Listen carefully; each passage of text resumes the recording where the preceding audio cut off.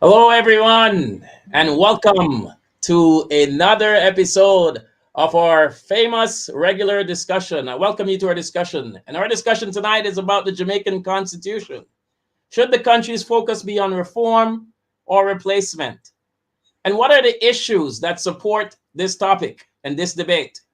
Today, we'll examine former Prime Minister Bruce Golding's recent statement made at the University of the West Indies, Mona. The University of the West Indies invited Mr. Golding to speak on constitutional reform. Today, we have with us President of the UIC, Joseph L. Patterson, Ms. Carrie Ann Walker, Treasury Secretary of the UIC. And later on, we should be joined by some other members and some other hosts.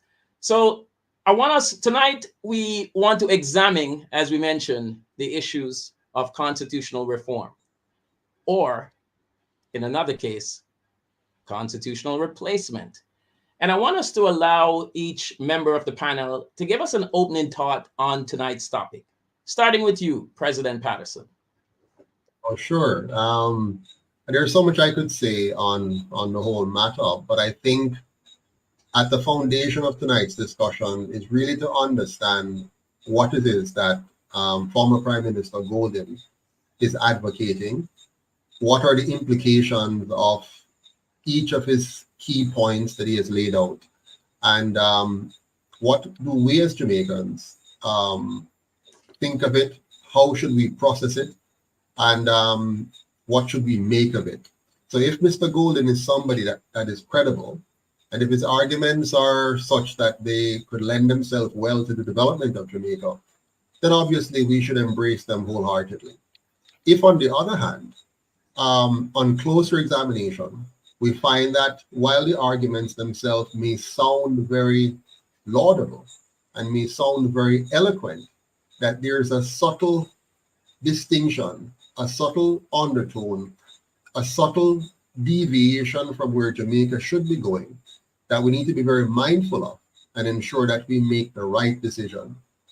My position tonight is going to be one of fairness, one of being objective, and most importantly, one that will ensure that the people of Jamaica understand what good governance is and that we're not swayed by nice arguments that may in fact be a perpetuation of what currently exists. Thank you, President Patterson. Ms. Walker, your take. For myself, I'm still in school learning, a lot to learn, and I'm looking forward to the lessons I'm here to receive from my leader, Joseph L. Patterson. But in terms of the Constitution, it depends on who is dealing with the Constitution and the motive behind the Constitution. So far, we have certain constitutions that are not being respected, and certain constitution that could use a bit of improvement. So I'm interested in learning a lot more, so I could make a decisive decision. Thank you, Ms. Walker. And just joining us, Fred Corbin, owner of CSW Engineer and social activist. We're speaking on matters of constitutional reform or replacement. Mr. Corbin, your take on this. I think you're muted. Your mic is muted. Hello, good evening to everyone, and how are you? I think this particular situation bears particular merit to the Jamaican people, and also particular merit to every one of us in the Caribbean region, because the constitutional reform mission has happened across the Caribbean region en masse. Every single Caribbean country is going through the exact same process at exactly the same time, with exactly the same modus operandi, with exactly the same points, and with exactly the same attention to detail as dictated by the outside exterior handlers of the financial meaning of the entire Caribbean region. This constitutional reform that Jamaica is going through is nothing more than a World Economic Forum policy directive, which is exactly what happened here in Barbados. And the new constitution is nothing more than a document that accedes the sovereignty of Barbados to the World Economic Forum and the United Nations Charter 2030. That is what we have to address tonight. And Mr. Golding has to give some pretty straight answers, because trust me, I'm going to be asking some pretty straight up questions. Okay. Thank you, Mr. Corving. So there you have it so far. A rich discussion is expected. Well, we will continue to delve into the discussion by examining a few clips from the presentation that Mr. Golding made at the University of the West Indies, and so that we can dissect these issues and the matters that Mr. Golding spoke on. All right, I'm going to start with our first clip.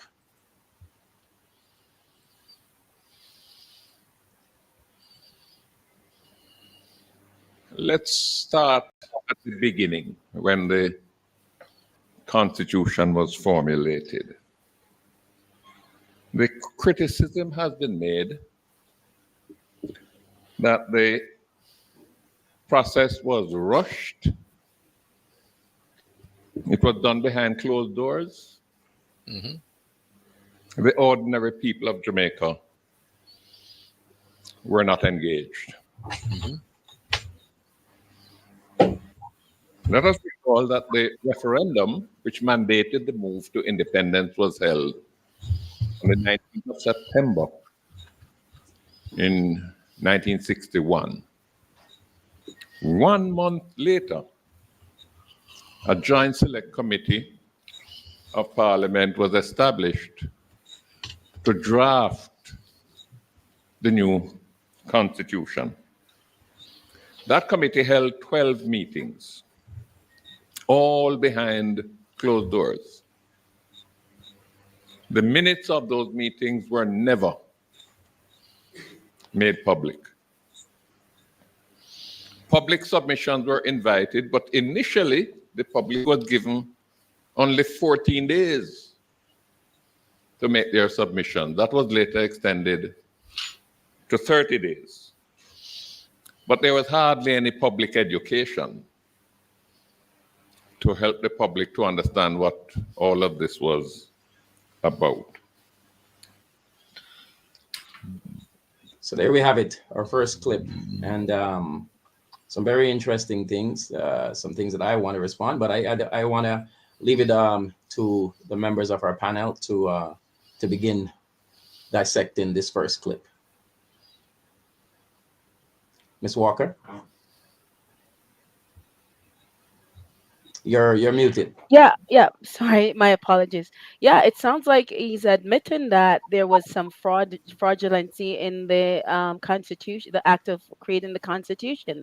Firstly, he stated that the citizens were not involved, which is to me a breach of contract and a breakdown of trust. So it goes back to a complete reevaluation of what exactly did occur and what the people themselves need to be aware of, the changes that needs to be made. They're not being kept informed by the government, and they're admitting that they're deliberately keeping the people out of the conversation. A breach of contract to me. All right. Anybody else want to jump on that one? Well, one of the things that I agree with carry on saying is that the people were kept out of the negotiations. Why were the people of Jamaica kept out of the negotiations of the most strategic decision in their best interests ever to be tabled in the history of the country? We need to ask these questions, and we need to ask the questions as to why persons in authority, as well as those who are members of the judiciary, took the decision to hold not only a closed door referendum, because the referendum did not have enough time. So you have to say that it is a closed door referendum of only 14 days and then extended and so on. That's what's known as a closed door referendum. It's not an open referendum that the people will decide when the decision is made. In a sovereign society, or a true republic society, or a true democratic society, the public would decide when that particular window would be up based upon community response to different segments of the argument and then bringing those arguments to the judiciary to make a decision with regard to different levels of opinion in every single parish of the country. That could sometimes take up to 2 to 3 years. That's not a problem. As long as the people understand that their sovereignty and their ability to run and be affiliated and be part of the running of the country is part of their understanding. But when you have a closed door referendum with only 14 days, it would take 14 days for the news about the Constitution to reach the other side of Jamaica. So we're talking about 1961 into 62. You should know that most Jamaicans back in the 1960s were not very educated. One of the things you do when you create a colony and you try to enslave people, you make sure that you're not very educated. Mm-hmm. And so during the period of slavery and into so-called emancipation, the strategy was to ensure people couldn't read or write, mm-hmm. that they couldn't reason effectively, that they couldn't stand up for themselves or represent themselves effectively. They would not be able to understand legal language, even if you brought a contract in front of them. Here's a contract with all the legal terms that today a fraction of us may understand, and back then not even 1% may understand. So they began from a foundation of already keeping the people ignorant. That was the beginning of the process. And so what they were indicating then, as today, the people are not sufficiently educated for us to bother to really include them in the process. We know what's best for them. Now, that's a colonial way of thinking. Mm-hmm. Now, today, we have had more than 80 years under these two colonial parties to change that situation so that our people would be more aware, more knowledgeable, more competent. But instead, we're repeating the same thing today. But let's go back to what Mr. was saying. He was setting the stage for what he's going to say later on in his presentation. He's trying to tell us that back then, we didn't include the people in creating the wonderful constitution we have now. Because if you listen to Mr. Golden carefully, he doesn't really believe that there's anything significantly wrong with the constitution we have today. We just need to make a few minor changes. Now, my position is very different. My position is that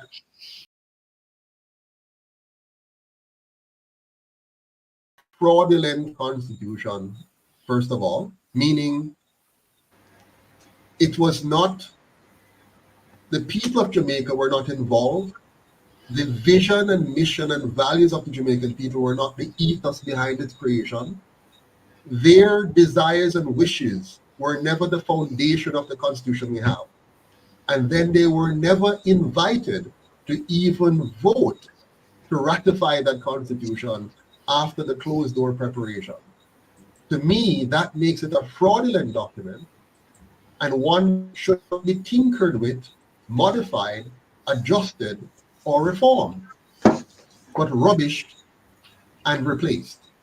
Mm-hmm. And so that's the premise that we need to begin with. But Mr. Golden and those who share his idea about this Jamaica will really be postulating that the best course of action for Jamaica is for us to continue to carry forward the colonial constitution and keep making minor tweaks and modifications so that we have Jamaicanized it.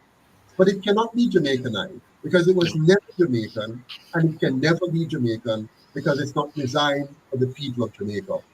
Precisely. The thing is, what Mr. Golding has in his colonial mindset completely missed the boat on is the fact that he is an exemplification of precisely why the Constitution doesn't work. He himself is the exemplification of that, because that mindset has carried over into his entire attitude and the way that he delivers that and the way that he put it forward to the young people of Jamaica, where he tried to include the younger generation who have no context with regard to what constitutional reform even is. He is an exemplification of the colonial imperial mindset that created the monster that is currently on the block. So he is perpetuating what we Precisely. need to get rid of. Exactly. And by the way, and he, like P.J. Patterson before him, and many other eloquent speakers in our political realm, use their position of authority, their influence, the fact that they were prime minister. Now, let's think about how does one become prime minister in Jamaica? You, first of all, join one of two gangs, a part of its history, a part of its skullduggery, a part of its corruption, and then you're elevated at some point later on to being the front man of this gang, which to me is simply an organized criminal entity. Mhm. And then you happen to get elected. But how do you get elected? You use the monies that are given to you by those who rape our economy through the PSOJ oligarchy. You're able to buy the votes of those you have kept poor and marginalized and ignorant. And by virtue of that manipulation of your people, you have now ascended into the high office of most honorable and prime minister. And then we, the people, in turn, look at you in your stately position and admire you and respect you, when if we were intelligent and informed, we would disregard you and would be dishonored by you being any form of representation for us. But we shall come to that later, Mr. Moderator. I'll turn back to you. Indeed, indeed. The issue of constitutional reform is one that has a profound impact on the lives of Jamaicans in ways in which so many of us we're not able to grasp the magnitude of this impact that it has. And oftentimes we've heard the discussion, public education, inclusion of the public in matters of constitution. I remember a few years ago when Mr. Gold in the he formed, he was a part of one of the founding fathers of the NDM, the National Democratic Movement. And he was speaking on the radio and he mentioned that, listen, I am taking the idea of constitutional reform throughout Jamaica. But oftentimes, and then he told a story of once he was speaking to a farmer about constitutional reform. And the farmer said to him, you know what? Constitutional reform can't plant yam. In other words, my concern is with the planting of yam, not the Constitution. So my question to us tonight, because I'm a solution-based individual, my question to us tonight, how do we accomplish this? How do we accomplish the idea of educating the public, even the common lay person in the public, as we may put it, to the point of allowing them to understand the importance that the Constitution may play in their lives? I'll take a shot at that question, Kevin. Ah, Essentially, you have to start at the root cause when you're looking at making changes. For instance, one of the things that the Jamaican people must understand is when they came out of slavery, the British colony did not release them from enslavement. They actually transitioned them into a new form of slave system. When you look at when you talk about the Constitution, you got to go back to England, the monarch. When you look at New Zealand, Australia, Jamaica, Canada, anywhere there is the British monarch, you're going to find that the Constitution works mostly in favor for the king and the queen's family, not for the citizens. United States was the only colony that sets themselves free from the British hold. And so through the war of, I think, 1812, they were able to write their own constitution in the manner which suits their citizens. And so those are some of the important conversation we have to have. What is the history? What is the record? England did not release Jamaica. Their constitution is governed by their governor general. Jamaican people are not in charge of their country and their constitution. I Um, think that's I, perfectly said. Yeah, go ahead, I, Mr. I want to look at your question from a different angle. You're asking, how do we educate the Jamaican people? We're doing that right now in our small, very small way, because the truth is, it's those who own the microphone, that those who own our media, which are the same ones who own our two major political parties, they decide for the most part the education of our people. The government of Jamaica has always owned the curriculum and they own the school system. So the level of Jamaica's intelligence and intellect is a direct derivative of the stewardship of these two colonial parties. So to the extent that the Jamaican people understand how a constitution affects the growing of yam and how much yam they have, and whether or not they have a proper roof over their head, is a direct result of those who control our education system. Now, you want solution. Here's the plain truth. As long as these two parties continue to own and govern our system of governance, which by extension means they control the economy, they control the education system, they work in tandem with those who control the media, the Jamaican people will never be enlightened or empowered fast enough outside of the work that we do and others like us. And those who are outside of the government tend to be splintered. So they don't work very well together to say, let us pull together our limited resources and get out there and educate the people. The people have a great esteem for what they see on television or what they see on traditional forms of media. When they go outside of that, it's usually for entertainment, meaning they'll go somewhere else for entertaining factors. Or you might have some vloggers who are very good and can actually hold an audience, but they themselves are ignorant of the realities and are not able to properly educate and inform. So we have to find a way, and that's what the UIC is doing, to galvanize, mobilize, energize people around the need to educate our fellows about what's really happening, and then controlling our government, taking control of our government and our media so that we can use that to complete the liberation process of empowering our people through education and good governance.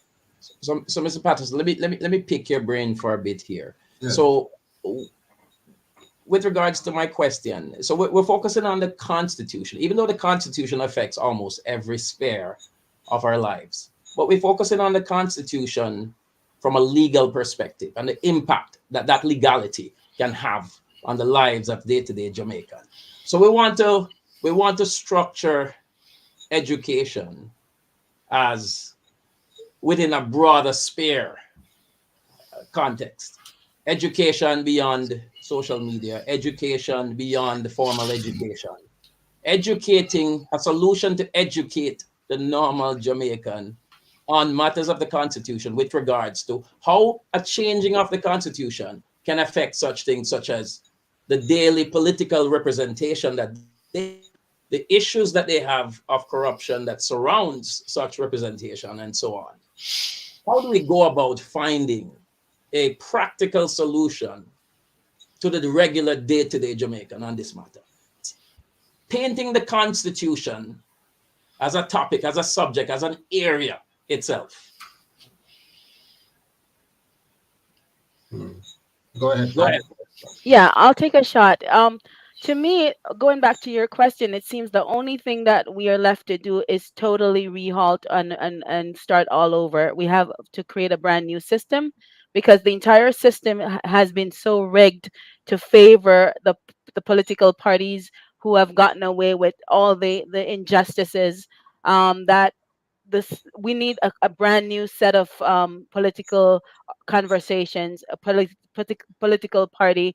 That's the only way we can move forward with everything that has gone on, because they are telling us that they're not educating the people. I've overheard Mr. Goldman in one of his conversations that he did not spend the time to invest in the teachers. The children who went into school came out as uninformed as they were going in. So these are not individuals that have the best interest of the individual, and something in the system is compelling them to get away with this level of injustice. So to me, you have to rehalt the system. People have to now start to look at different options, alternative. They have to take a gigantic step backward. Ms. Walker, I think you made a very powerful point there, because in essence, what you're saying is what we need to do is we need to create a new socialization. The solution to this kind of education that the general public needs, what I'm getting from what you say is that we need to create a new socialization, one in which the idea of what the UIC represent could cater to that. That's what I'm getting from what you're saying. Very interesting. One of the But things that I Mr. noticed from Mr. go ahead, Moderator, Mr. Fox. who do you, when you say we, who are you referring to? Who is the we? We okay. So remind me of the we. You mean like what we're in terms of Well, I'm trying. Well, for example, when we talk about solutions, right? right. There are micro solutions and there are macro solutions. Mhm. Um, th- there's a group of people who currently control the dialogue, the narrative. For example, when Right. they wanted us to take the injection the other day, you had ads on television, ads on radio. Teachers were given talking points, nurses were given talking points, doctors were given talking points, media personalities were given talking points. The internet had publicity all over the place.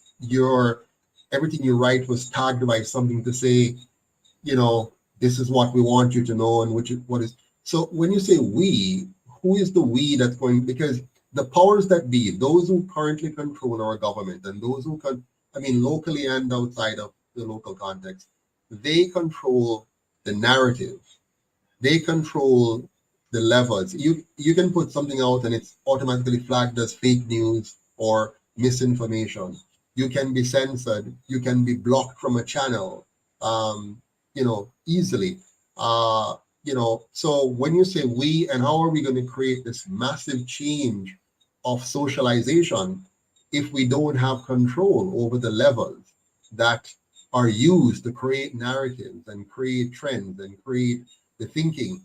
I see family members who became hateful towards other family members because the narratives was sent out and galvanized their minds to think a particular way. You're being evil if you don't join in with this particular way, and so on. So we're up against something much bigger than us, and the only way we overcome that is by getting the bigger population to join us in fighting against that system.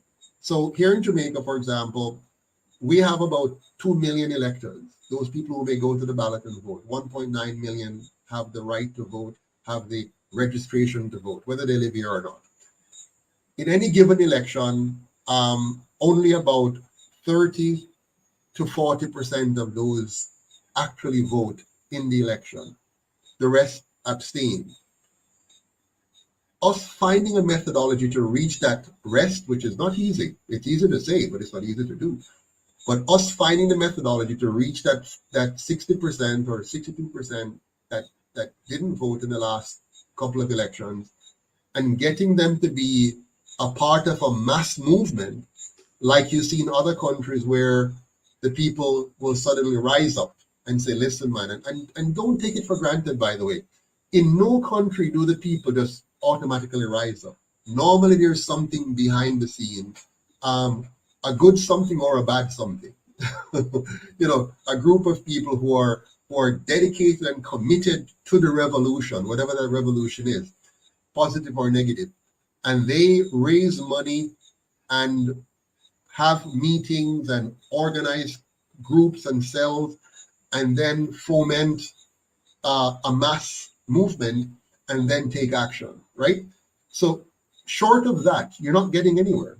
Short of we being able to move the people, to create that motion, to create that awareness. So the man who says, "Oh, this affect me raising yam," we have to now find what do we do to help him to realize that this constitution and the government that comes from it is causing him to not be able to do more than plant and raise only a few yams and still live in squalor with an outhouse bathroom. And if he gets sick and go to the hospital, he cannot get proper medical care, or he might die in the corridors or on a chair. So we have to find that, and it's not easy. I'm saying it, but I know it's not easy because I've been working at it now for the last 13 years. It's a very, very big task, and it's one that Mr. Golden and his compatriots, they know how big the task is. And later on in this discussion, you'll hear him say, he will say, nobody can win an election in Jamaica. He said it in this conversation. Nobody can win an election in Jamaica unless they have a big machinery behind them. And so he says, partisan politics is here with us to stay, which means he is committed to the system that he knows doesn't work. Partisan politics divides us. Partisan politics distracts us. And partisan politics allows a few to extract the wealth of the many and leave them in a position worse than it could have been if we have gotten rid of that system called partisan politics and actually focus on policies that would fix and empower and liberate the people of Jamaica. I love the way you rephrased and reframed that situation, and I hope everybody is listening because I think you touched upon the core of the problem. To me, Mr. Golden's speech was more of an apology. And speaking of that, I think our next clip would be perfect to connect that statement. So let me just put up the next clip so that we can dissect that.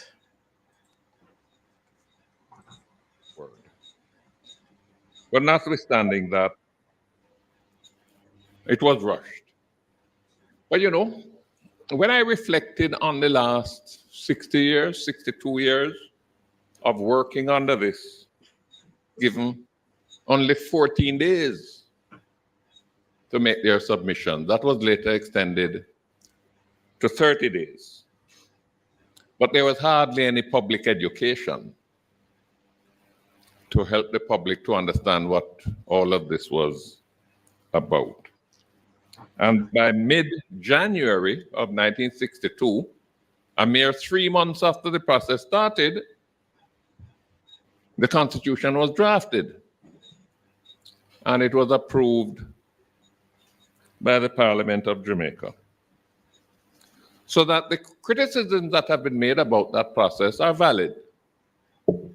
Although, I must point out that the criticisms ignore the fact that prior to that, starting in 1957, we had moved towards self-government, where essentially the British government was only responsible for external affairs and defense.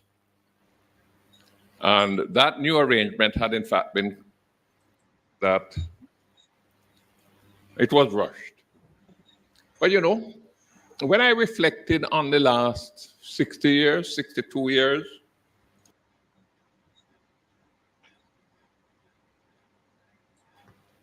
and by mid-January,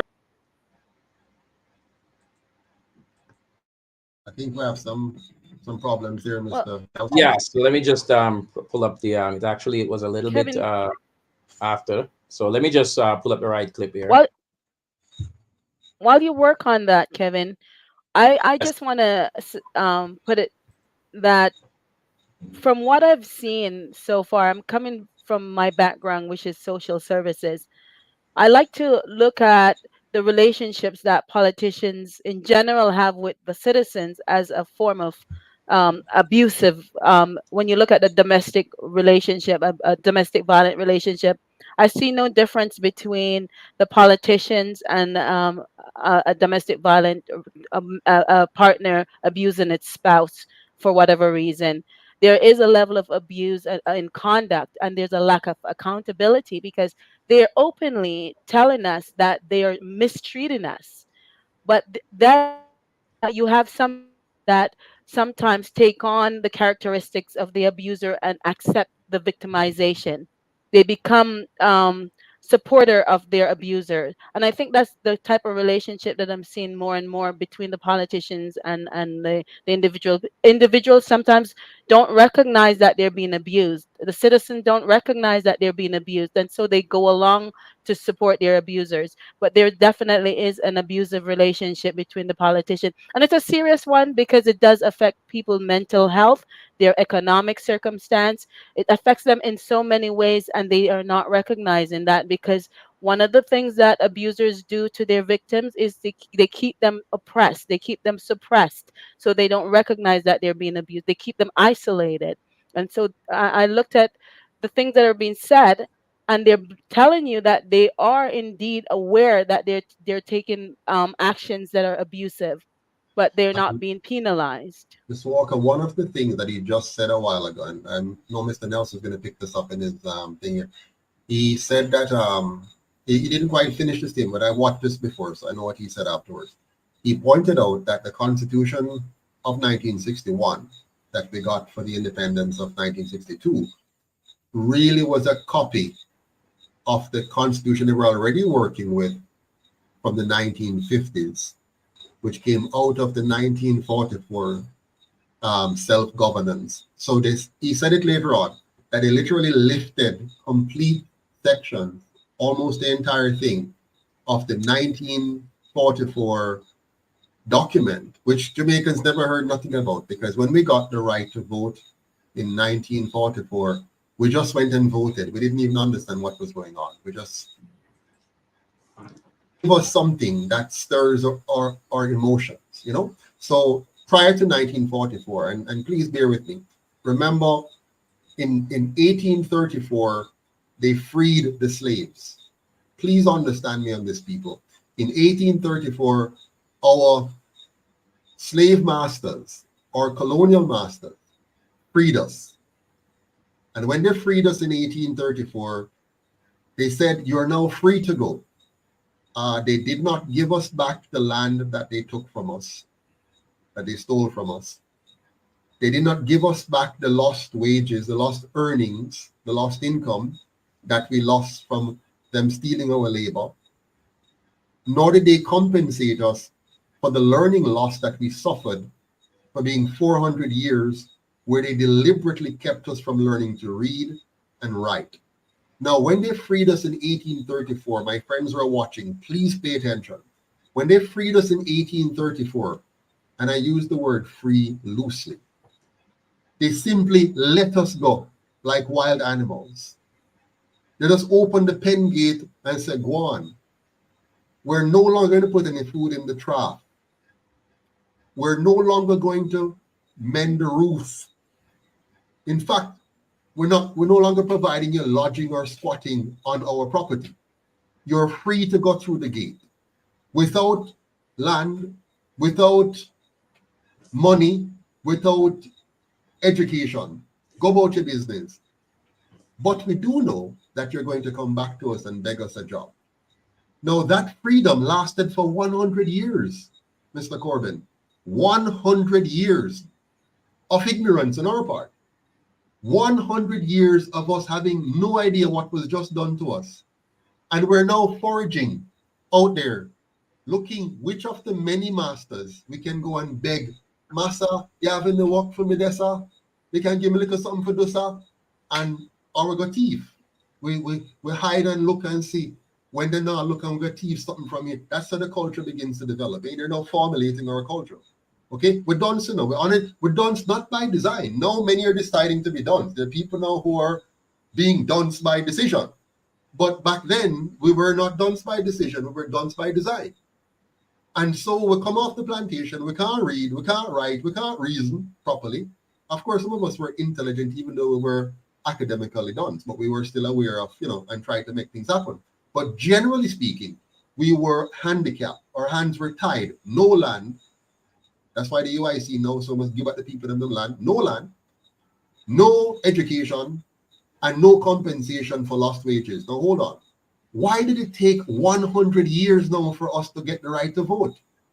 Because it was all a trick, Mr. Nelson. It was a trick. And it's a perfect trick because they were playing upon our ignorance, just as they're going to do that today again. They're going to play upon our ignorance today again and give us some nice talk while they're leading us to the slaughter.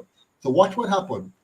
In 1944 now, because some of us decided to burn down some more plantation and do some horrific things in response to how we have been treated, they said we have to find a way to contain them.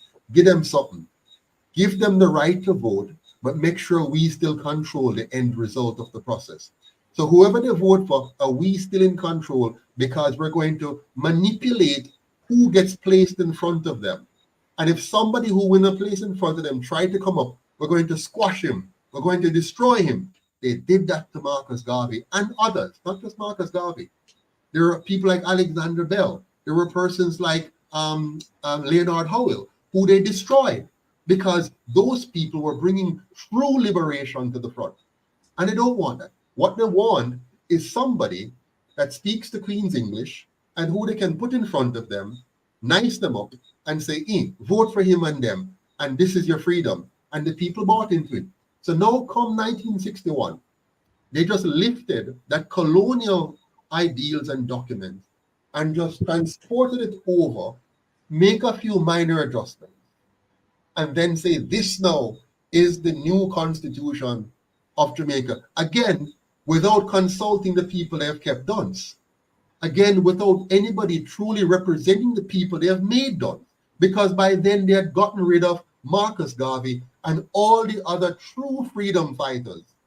And they molded now a set of house slaves, a set of bakra masters, okay, who they're going to put in the middle as middlemen that shielded them, the real puppet masters, the same colonials who are still running the country. They still own the land, they still own the companies, and they still own the political process. But now they give us a few people on the front line. Some of them look like we, and some don't look like we. No offense to those who are lighter skinned like Mr. Corbyn, but they put a few of us, different shades, whiter, browner, blacker, and mix them together, but all of them have the same colonial mentality. And they have them now come stand in front of us, just like Golden now stand in front of us, just like PJ Patterson now stand in front of us, just like Andrew Holness now stand in front of us, just like Mark Golden now stand in front of us, and give us the veneer of eloquence, the veneer of intellect, the veneer of knowledge and wisdom, to fool we again into one more episode of slavery, because we have gone through several. 400 years in chattel, physical metal chains, 100 years of colonial trickery about freedom, which was nothing but fake, and then 18 years of fake democracy. Now you have the right to vote, but we still control the process. And then 62 years of fake independence where, yeah man, you're independent now, but we have only made you partisan, tribal, divided to fight and kill each other while we continue to extract the wealth of your nation. The depth of the things that you just said is infuriating, because that is why I said Mr. Golding's speech seemed more like an apology than something that could be constructively educational for the Jamaican populace. And some of the things you said ties right into the statements that Ms. Walker made, because abuse is not just physical and it's not just even verbal, but it is belittling, not giving credit to or respect to a persons, people, group, nation. And that is what I've seen these colonial parties have done from time to time after time after time. And I guess this is I could easily say, Mr. Patterson, this is the type of education that you were promoting. The idea of self-realization, self-actualization, and the Jamaican people waking up to realizing, as Ms. Walker said, that they've been abused for many, many years, disrespected, not regarded. And I hope everyone is listening tonight and that we will learn something. And as you mentioned, Mr. Patterson, this is a form of education. Is it okay if we go ahead and play that clip that we couldn't get up? So let's get it up now. All right, here it is. But notwithstanding that, it was rushed. But you know, when I reflected on the last 60 years, 62 years of working under this constitution, I am one of those who will argue that it has served us well. Not perfectly well, but Pause, at Mr. times Watson. during that Pause a second. Sorry. 62-year period. Pause a second. Pause a second. Right. When he says it has served us well, who is us? Because it has served him well. Because as a former prime minister, he will continue to receive a prime minister's salary until the day he dies. P.J. Patterson put that in the constitution, put that in law, rather. It has served the interest of the elitist group, the PSOJ oligarchs from the days of the plantocracy to today. This system has served them very well because it has kept the masses ignorant and it has concentrated power and wealth in the hands of a few. But it couldn't possibly mean that it has served the people of Jamaica well if you look at the results. Back to you, Mr. Moderator. Sorry for the interruption. No. That's yeah. Go ahead, Mr. Corbett, because I am getting very heated. But go ahead, Mr. Corbett. I completely agree with what Mr. Patterson just said, but what has just been borne out in what Mr. Golding just said about it has served us well is that he is admitting that not only is he a proxy of the handlers behind the scenes, but that he is fully admitting that in 1944, at the conference in Bretton Woods in the UK, that the charters for the constitutional freedom, so-called constitutional freedom of independence for the Caribbean, was negotiated at the 1944 Bretton Woods Conference. The Caribbean was decided then that independence would be granted on a case-by-case basis. 1944 Bretton Woods Conference, remember that. And the proxies were put in place then. And the draft charters of the Constitution, or copies of the draft constitutions, were then written by the Privy Council, by the City of London, and the Queen then gave her blessing on which one would be implemented in which year. That is very important for Jamaicans to understand, because we had to go through this just recently here in Barbados, where we came to discover that the original copy of our Constitution is still in England, and we were only given a copy. Okay? And the Charter of Independence is not constitutional law. A Charter of Independence is not constitutional law. We have been operating under a fraudulent organization ever since we gained independence in 1966. You guys have been doing the exact same thing because it was all been fraud. And that was decided in 1944 at the Bretton Woods Conference, and Mr. Golding has been operating as a proxy of the handlers ever since. He still is.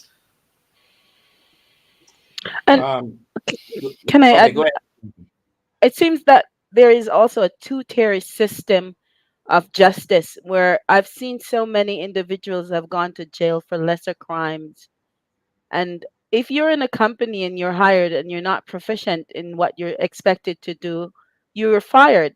But these politicians are getting away with high treason, high crimes. And that's why they're able to be so reckless in their language and admit their wrongdoings. They're fully aware of what it is they're doing. They're fully aware that they're in a corrupt system. They've participated, but there's no penalty. There's no repercussion. And this is why we're here today, because they're allowed to get away with far more criminal activities than the ordinary citizen. Well, bear in mind, the system is designed to legalize certain things. So corruption, for example, depending on how it is constructed, can be legalized. And a person who is, let's say, for example, in the police force, is able to carry out crimes legally because he's covered by the law. So depending on how you design your constitution or you design your country, bad things can be legalized and good things can be made illegal. So that's why you can never trust something by basically whether it's lawful or not. For example, at some point in some countries, slavery were legal, meaning you're doing something bad. It's immoral, it's wrong, but under the law, it is legal. And there are things you can do that's good. For example, in some countries now, you can't catch rain off the roof, which is a good thing, to harvest rainwater. They're now making laws that says that's wrong. In some countries, they're going to block you from being able to have a backyard garden, for example, and say that's wrong, and so on. So, but Mr. Nelson, in the interest of time, let's see if we can zoom to some of those other points quickly. I think you were repeating a while ago, though, the one you were playing. So let's. Okay, yes, for sure. So I'm going to fast forward a little bit, and we can pick up on one. I just want to make a quick point, though. And then force us to be shorter in our responses. Cut me off. Yes, for sure. One of the things that I noticed and that I want to say to our viewers is that if you go ahead and you watch that speech by Mr. Golding, you'll notice that his speech moved from being an apology to one of arrogance, and then towards one where it was seemingly he was mocking us. He was mocking we the people. And I think, as Mr. Patterson alluded to, the concept that this is what they do to us time and time again. They have no regards for the Jamaican people. As Mr. Patterson mentioned earlier, this is what Mr. Golding was technically saying in the speech. This constitution is what you have, and you have to work with it. The same Bruce Golding who campaigned back in the days of his NDM days on constitutional reform. He's now telling us, because as Mr. Patterson said, he's been there, he's done that, he's been the prime minister, he's lived it all. It's no longer important to fight for the people, right? Hey, all right, let's go ahead and play another clip here. Start here. Oh, that's not. The second argument put forward by the recent constitutional reform, he seemed quite interested in the matter, but seemed to have had little interest in removing the Queen.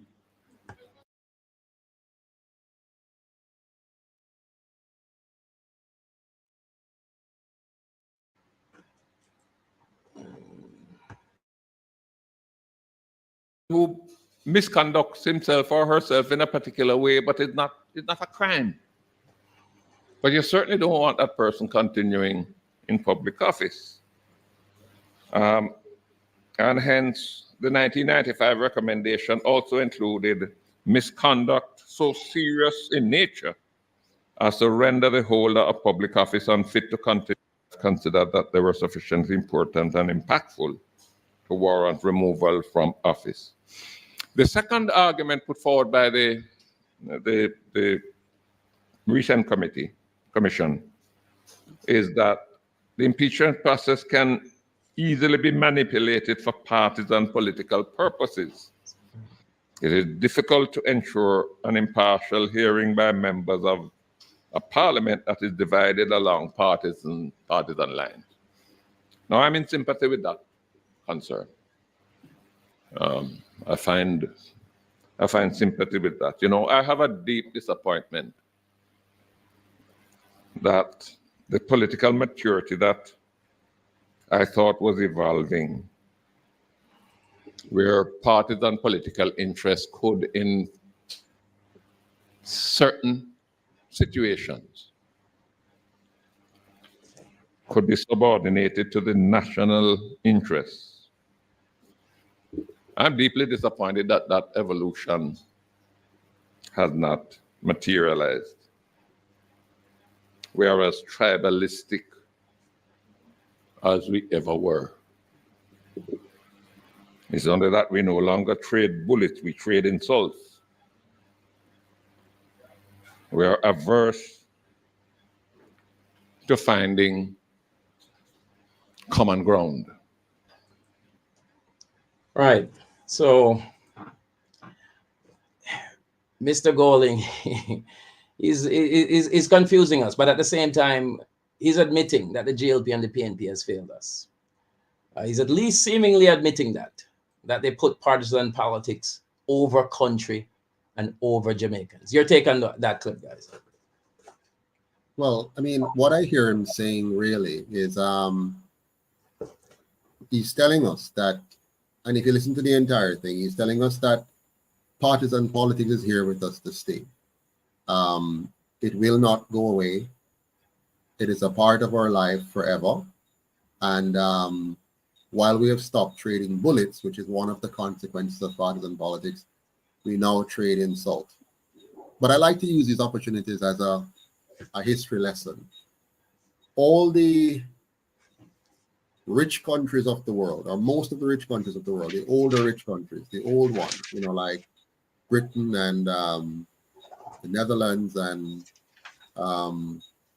France and Spain, they got their wealth primarily from colonizing other countries and extracting the wealth of those countries for the benefit of their people. And once they get to a certain stage and the world evolves to a certain point, they then introduce what we now know as democracy.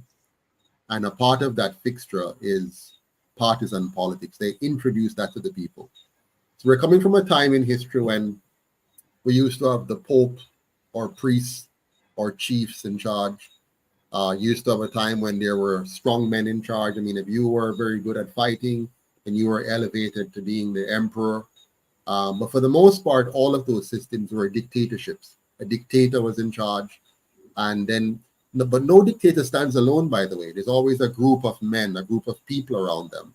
This group is really the oligarchy, right? Whatever you want to call them in the history, they were really oligarchs. They were the men and women, mostly men, behind the scenes who were really controlling things. And you usually have a front man. You might call him the king. You might call him the emperor. You might call him the dictator. You might call him the priest or the pope, but a front man. But there's normally a system, a smaller group of people who are controlling the system.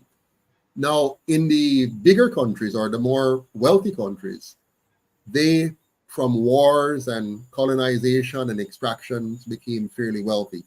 Now, the people in their country eventually mature, and you have to find a way to keep those people under control. So one way to keep them under control is to create a system whereby they can vote and participate in the process, to feel as though they're... Stop sharing the titles for a second here because it's very distracting. Just a minute. We'll come back to those, the bottom pieces, please. So what's happening here now? Take it off for me, please, Miss Walker, because it's too much to digest So what happens is, over the I think we're having some issues here. 1 second. Okay, so hold here for a second. So here's what's going on here. So these guys, these oligarchs behind the scenes with a front man, call it whatever you will, president, king, emperor, dictator, pope, priest, they're still a small group. And it's a form of dictatorship. However, the people, as they become more mature and more aware and more dissatisfied, you have to find a way to control them. So you eventually give them democracy, but it's not real democracy. You make sure that they can now vote and participate. Now, to control that system, you create subgroups, and you call those subgroups political parties. Yeah. Now, those parties have to have some kind of funding structure and mechanism if they're going to survive. So none of those Puritan parties that are pure and true, that really want real change, will ever get the backing of the rich and powerful. You follow me, right? They'll never get the backing of the rich and powerful, because the rich and powerful doesn't want a political party that is going to bring real reform for the people. So now those that do get the funding, they're already now suspicious, but the people don't realize it. All they see now is the front again. For example, if a party can call meetings and give everybody food and drinks and t-shirts and caps and print beautiful flyers, let's wait, guys. Let's wait on the comments for a bit, please, because we need... So once they get all of that nice things and they get called out to big conventions with banners and colors and balloons and stuff, they say, wow. And then they focus now on either the charisma of the leader or a few points that appeals to them. For example, elect us and we'll give you free food, elect us and we'll give you free help, elect someone who give you free education, whatever it is, and the people buy into this. But remember, what you're doing with this party, you're really using it to control the people. And what you have set up now is a kind of options for the people, because people like to know that they have options.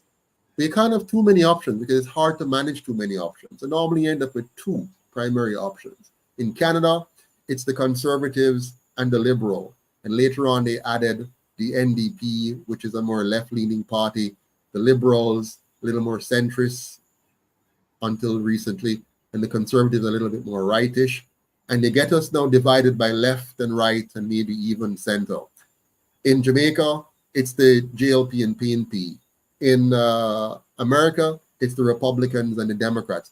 But the real decision makers are the money people behind the scenes. Occasionally, they may even trick us, like they did with Obama, and say, look, how much small donors he got. Yay, so he's really supported by the common man. Not true. He first got a lot of big money to make him present and there, and then they go for small donors to then report that to you and make you feel as if something organic and grassroots is happening here until you see the end result. Now, why am I making this point? The point I'm making is none of these countries became rich by what they're asking us to become rich by. None of them had a divided population killing each other and then became wealthy. They had a dictatorship that was doing the work that was necessary, that they thought was necessary to harvest wealth from other people, and then cultured their own people the way they wanted to, and then gave them political parties to manage them and keep them in check. There'll be absolutely no country that uses what they call so-called democracy or partisan politics to become wealthy. Let's take Singapore, for example. Singapore quickly realized that this model that they've given them would not work. But Singapore had leaders who were highly intelligent but fully committed to their citizens, which is something we have never been blessed with. You need to have both of them, right? Highly committed to the citizens and highly intelligent. Because you have, for example, in Africa, there were some leaders who were highly committed to the people, but they weren't highly intelligent. So, for example, the moment they got independence, they immediately rushed into socialism, which was to tell the people that we're going to give you everything practically for nothing, which makes no sense. I'll get into that another day. But the bottom line is this. Once you buy into the methodology given to you of dividing your nation into tribes to fight each other, perpetually at war for scarce benefits and spoils, and those who get to occupy the government gets their turn to engage in corruption, because that's the only way it's going to work. It's going to break down your people, make them corrupt, destroy their morality, destroy their mentality, and make them weak with their division, so you can still control them from the outside with your grants, with your loans, with your policies, with your agendas, and so on. But the Singaporean leadership decided, hold on a second, we can't do that. But they didn't do it the manly way, for example, to get up and beat your chest and be very vociferous. They quietly adjusted their business locally. Yeah? So they never continued with no monarchy over them. They quickly set up their own little president in their own system. The leadership ensured to address the basic need of the people immediately: housing, jobs, a non-corrupt government, safe streets and communities, and an environment that is built for them to enjoy the best possible quality of life that their tax dollars could buy. And so because of that, the people had a tremendous amount of faith and confidence in Lee Kuan Yew, and gave him more and more time to complete the obviously good project that he has started. And so by the time he left office, more than 80% of the Singaporean people had housing. All of their children had high quality education. They were brilliant. Mathematics, science, engineering, the arts. He elevated them. What have we done in Jamaica? We withheld property from the people of Jamaica. We gave them a substandard education. We gave them dirty, unkempt environments, and we gave them leaders that demonstrated that corruption is the way to make a living and to become wealthy in this country. And by that means, not just Jamaica, but all of Africa and almost all the other so-called developing and third world countries who pursue that model have ended in utter failure one way or another. I've spoken too much, but I had to say that. No, I'm glad you did, because I think your speech reflected the exposition and explanation of the essence of the very problem that we have. And I know oftentimes, I want to put this to us, we showed the last clip, oftentimes, it is this kind of playing with the minds and the heads of Jamaicans that somehow propels this machinery ideology. And Mr. Golding said that in his speech. He went as far as to say that unless there is force, we cannot change not only this constitution, but the present system. And so oftentimes you'll hear people say, well, without a political machinery, or without this or without that, no third party, or et cetera, stands a chance. But Mr. Golding needs to understand that force oftentimes is not only physical. Force and change have always been a part of human history. And that can be gradual. Mr. Golding. That can be gradual. And oftentimes, gradualism is where potency occurs. So watch out for that. Just going to play the final clip, and then we can have a say on it. Well, there are a couple of things that are very important to Jamaica. You're the first person that I've actually voted for. I love your fireside chats. Sorry, can I interrupt that for a second, Mr. Nelson? Yes, go ahead. Yeah, please. We haven't really gone through so many of the pieces of his presentation.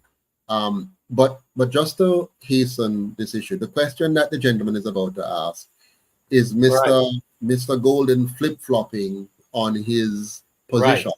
Yes. In the NDM, he said that we needed separation of powers. And then he went back to the JLP and then sang a different tune. Exactly. And the tune he's now singing is that we don't really need separations of power. We need to maintain the status quo because that is better.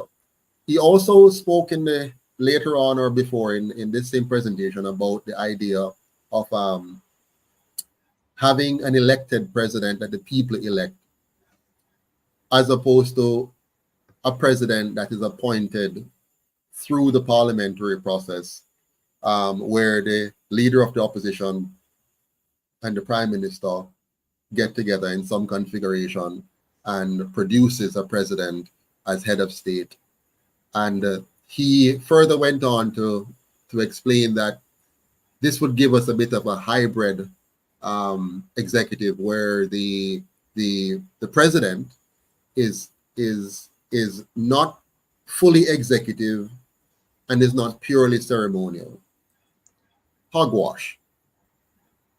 His first premise is that we cannot elect a head of state because it will be too partisan. That was his first premise. Because he's saying if you have the election for the president, is somebody going to win who is either JLP or either PNP? And so you would have politicized the presidency. And what you want is for the president to be above politics and to bring a certain non-partisanness to the process. But all of that is hogwash, because every single person in Jamaica, no matter what they tell you, they have a leaning one way or the other. Either they're leaning towards or supporting off the green, or they're leaning towards and supporting off the orange, or they're leaning towards and supportive of none of the two. Okay? So there's no such thing as a person not having a position. What you really want is a system designed with checks and balances that nullifies any corrupt influence of anybody, regardless of their political persuasion. The UIC has provided that, but they have eliminated that from the conversation. Jamaica has 4 registered political parties. They have a process you have to go through to become a political party in Jamaica. That process includes you having to go and get the signatures of hundreds of Jamaicans. The UIC went around, the requirement is 500 signatures you have to get. Persons have to give their name, their address, their telephone numbers, and their signatures to say that they would like for this party to exist, plus some other stuff you have to do, a whole Bible of stuff you have to do. When they created this Bible of stuff in 2017-18, the goal of that Bible of stuff was to ensure they eliminated any third party from the process. That was their goal. The UIC took their Bible and meticulously went through the process painstakingly. For 1 whole year, we worked at it and got to the position and got the Bible to them and say, here you go, register us. They said, wow, this is unbelievable. They were shocked. And then they took 10 months to try to stop us. They did everything possible, find everything wrong with it to stop us. And we fought them and fought them and fought them until on December 2nd, 2019, they acquiesced and gave us party status. Now, how can you have a constitutional reform committee where you then eliminate one of, in fact, all other registered parties except the 2 that has always been controlling our system, because you don't want the people to hear from them. And if Mr. Golden and Mr. PJ Patterson and any other Jamaican who are talking about this meant Jamaica well, they would ask the question, how can you have 4 registered political parties? 2 of the new ones are active or is active and fully participating in the national discourse, even though you have blocked them from your media, you've blocked them from your newspaper, blocked them from your television, and you try your best to never mention them in anything at all. They have never been invited to any of the other things. Even the church doesn't invite the UIC when they have the national prayer breakfast for the nation, where they're going to pray for the well-being of the nation, and they're godly and they're reflective of Christ. They themselves, year after year, because they are partisan, because they are leaning and supporting them, they make sure that they never invite the UIC to come on the rostrum like they invite the other 2 to speak to the nation and to participate in the prayer for the nation. And they've done that to everything. The last time they invited us to something, the ECJ, the Electoral Commission of Jamaica, they couldn't help it. They had a commission here from the Commonwealth, and the commission was going to talk about how the new electoral laws that their colonial masters, has passed down to us, and we implemented it, and they wanted to evaluate it. They invited the UIC, and I'll shortly tell you how it goes. They tell us we're going to have about 2 or 3 days with the consultants and at a place of our choosing and whatever. And then suddenly they tell us none of that applies anymore. You have 1 hour, come to a Zoom meeting. Whoa. And at the Zoom meeting, 1 hour, they put the 2 other political parties in that Zoom meeting. The other 2, the 2 colonial ones weren't a part of it. They tell us that, oh, this is just for UNO. So I said, so what happened to the ones with the others? Why weren't we invited to the ones where the other 2 would be there and presenting also? No, that's different because of whatever. Then in the middle of that 1 hour, they brought in one of the other parties because for consultative. I said, no way. How can you bring? And we had a big thing. And I went to bat with them on the system, which they couldn't answer. And that is why they have made sure that the Constitutional Reform Committee does not include the UIC or any other registered political party. And they are going to make sure that they keep this thing quiet. So Mr. Golden, he is committed to maintaining partisan politics because we, the UIC, have designed a solution. Here's our solution. It's called a non-partisan constitutional republic. And the foundation of fixing that system is to eliminate the PSOJ oligarchs from being able to control the parties and the candidates by having a 100% publicly funded system of election campaign financing. So what you would have is every candidate, once you qualify, you meet the qualification standards, you get the same access to newspaper, radio, television, town hall meetings, and debates. And the people of Jamaica will therefore hear from all candidates, regardless of whether they identified as UIC or JLP or PNP or any other kind of thing. The people will be able to hear everyone. And if you have that system, and then come election day, on ballots, you have no symbols. You simply have the name. So people have to think and reason. Who am I voting for? I'm not voting for the bell. I'm not voting for the head. I'm not voting for the handshake. I'm voting for Joseph Patterson or Tom Jones or Mary Jane. And so you start to move the people away from this colonial partisan thinking, by the way you design the system. But they're making sure that they do not put design in. Mr. Corbyn, you know this. You're an engineer. Systems are important. Based on how you design the system, you get outcome. If you design a system to inculcate and instigate and cultivate partisan way of thinking, you will get that. If you design a system for people to be corrupt, you will get that. If you design a system for people to become unthinking and uncaring, you will get that. And so that is why when they talk about constitutional, the people are not connecting. Because in basic school, they don't hear about how the system of government is structured and why it is important. In primary school, they don't hear about how the system of government is structured and why it is important. And in high school, they're not learning about it and seeing the connection between it and their daily lives. So now that I'm big and old, and I try to put food on the table, what I'm going to find time to think about some abstract thing about there, we're going to convolute it. All of what he said on there, only a few Jamaicans will listen to it and have any kind of whatever. The average man is busy pushing him snowcoat, him handcart, trying to get our yam and breadfruit and pumpkin from St. Elizabeth to Coronation Market, trying to run to him 2 and 3 jobs to put food on the table, coming home late from him late night shift. Him not have the time for this kind of intellectual discourse. And you have designed him that way. Because when he left high school, guess what? Most Jamaicans don't pass English and math in high school. Okay? Most Jamaicans. Where do you learn reasoning, comprehension, communication? Where do you learn analysis? Where do you learn problem solving? Where do you learn to reason from cause to effect? And if we fail 70% of our students every year, where are they going to have the wherewithal to want to much more to properly engage in a constitutional reform discussion? You would therefore have to now make special effort. And just like you were offering them pizza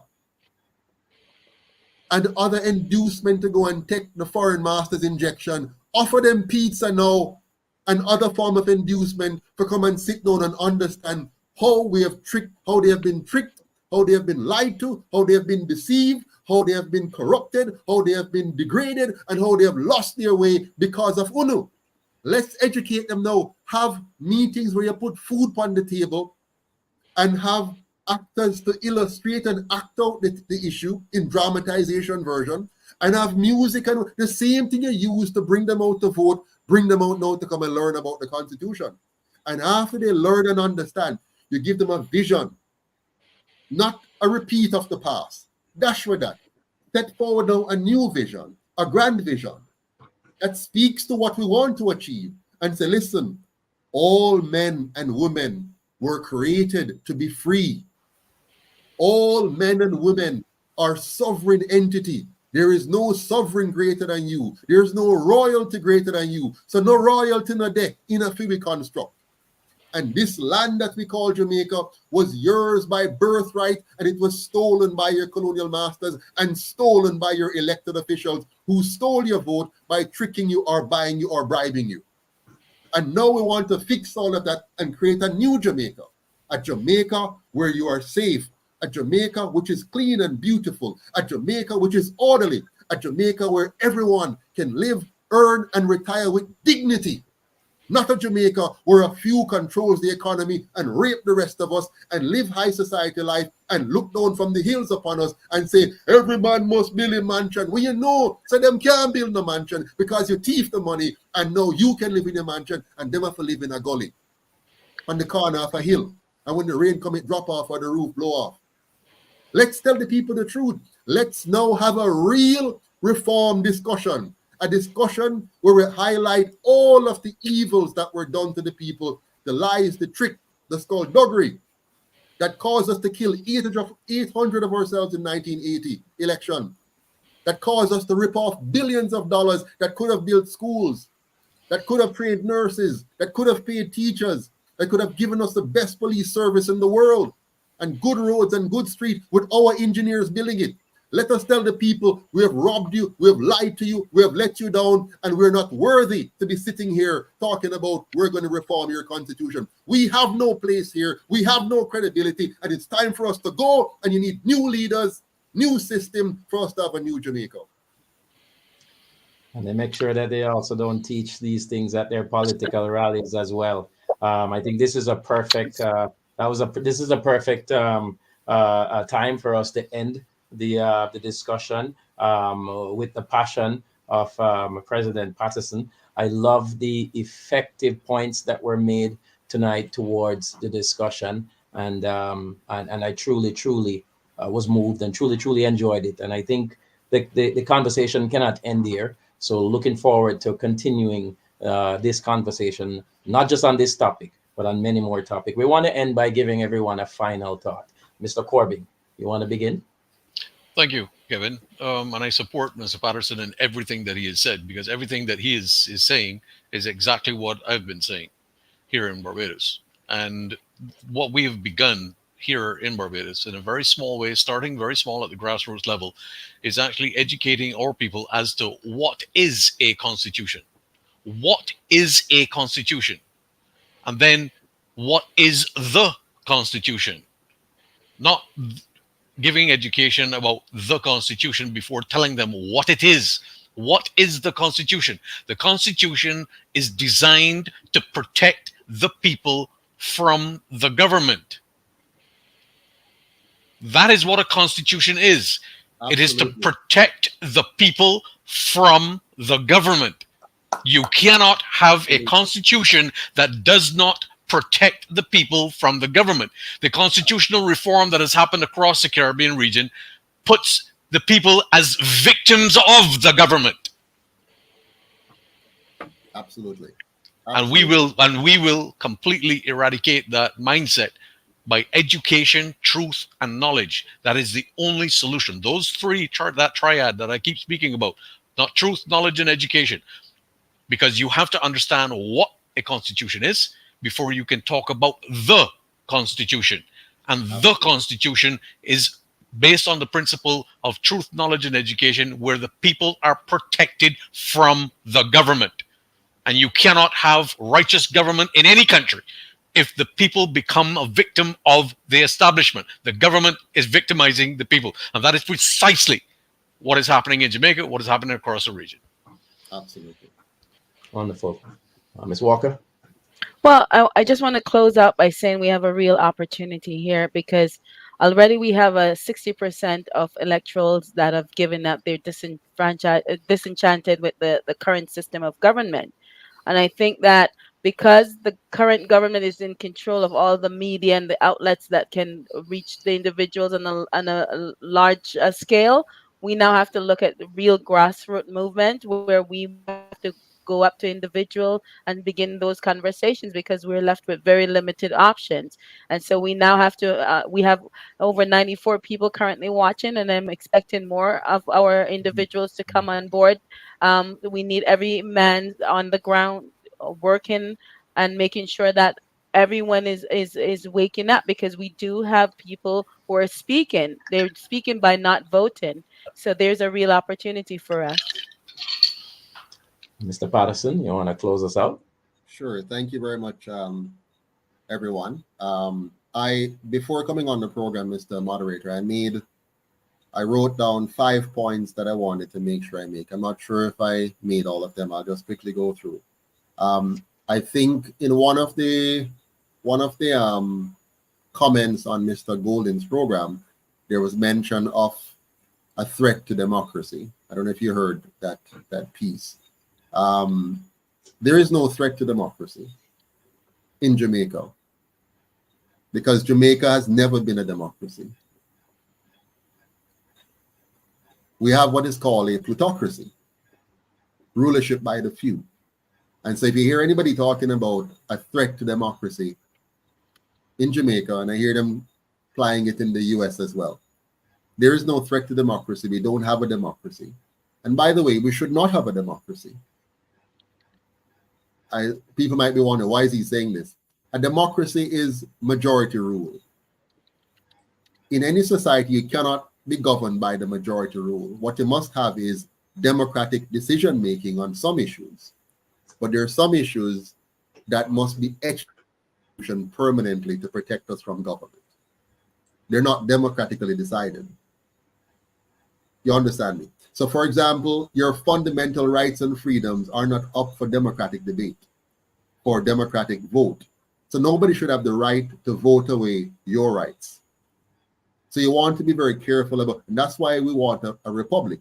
A republic ensures that it understands and enshrines in the Constitution your right to be a sovereign individual. So nobody can play with your freedom of speech, your freedom of movement, your freedom of association, and your freedom of choice. You follow me? Nobody can mess with your bodily autonomy, because those would be enshrined, and they don't change based on a pandemic or a war. They're always protected by the Constitution from any politician or political party or oligarchs working behind the scene. That's why we must be a republic, a constitutional republic. And why we say constitutional, meaning your rights are fully protected in the Constitution, and that determines the limits of government and what they can or cannot do. That's number one. I also see where Mr. Golden speaks of, we get the government that we deserve and the Constitution we deserve. Wrong. We did not get the government we deserve, and we did not get the Constitution we deserve. We got a raw deal because we were made ignorant by the colonial masters and kept ignorant by our fake government. So we're not getting what we deserve, we're getting what they design. You follow me? And they will fool us and have us think that we are suffering because of our own bad decision. You'll hear people say, well, if the people then vote for them. That's not true. We have been conned, duped, tricked. So from 1834 until now, we have been duped, and they have played upon our ignorance, and they have cultivated our ignorance. And so now it's a hard battle and a fight that we're in to undo. I myself, I grew up in a PNP house with a PNP mother that was 100% committed to Michael Manley and the PNP ideals. And I was grown up and trained to hate the JLP. And I said to my mom, I can't do that. Them are Jamaicans too. They are like me. They just happen to be on that tribe. And you're cultivating me to be on this tribe. But I want to be in the Jamaica tribe, the Caribbean tribe, the Africa tribe, the humanity tribe. You understand? I want us to be united. And that's why the UIC is about unity, liberty, and empowerment. And so, Mr. Golden, we do not get and did not get the government we deserve, nor the Constitution we deserve. We got what your colonial master designed and what you have perpetuated and want to maintain. That's what we have. I also made a note here.